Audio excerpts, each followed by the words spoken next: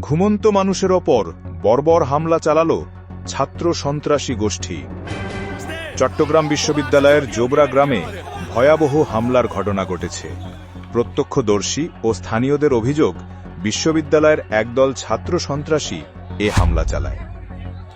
দারোয়ানকে কেন্দ্র করে শুরু হয় উত্তেজনা। স্থানীয়রা জানান, ঘটনার সূত্রপাত হয় একটি পৃথক ঘটনাকে কেন্দ্র করে। এক তরুণী বাসায় ফিরতে দেরি করায় দারোয়ানের সাথে তার তর্কবিতর্ক হয়। এই নিয়ে কথা কাটাকাটির জেরে এলাকায় উত্তেজনা ছড়িয়ে পড়ে।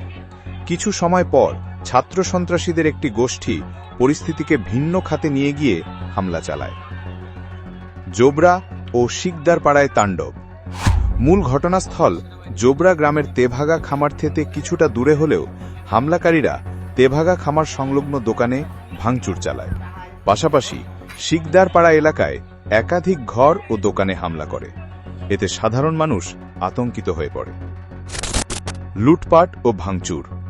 ভুক্তভোগীরা জানান, সন্ত্রাসীরা ঘরবাড়িতে ইট ও বাঁশ নিক্ষেপ করে, দোকানপাট ভাঙচুর করে এবং দোকানের মালামাল লুট করে নিয়ে যায়। নারী শিশু সহ অনেকেই এ ঘটনায় আতঙ্কে রাত কাটান। স্থানীয়দের ভাষ্যমতে প্রায় রাত 12টার পর থেকে ফজরের আজান পর্যন্ত টানা এই হামলা চলে। অন্যদিকে উত্তেজিত ছাত্ররা ভুয়া ভুয়া স্লোগান দিতে দিতে পুলিশের গাড়ি ও বিশ্ববিদ্যালয়ের প্রক্টরের গাড়ি ভাঙচুর করেছে।